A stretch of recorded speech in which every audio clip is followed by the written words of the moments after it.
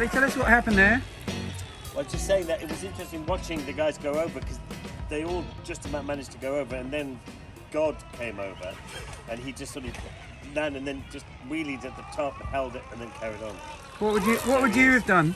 Well, I'm slightly injured, but I would have been on the God side of things, really. You know, it's a curse and a blessing at the same time. Oh, really?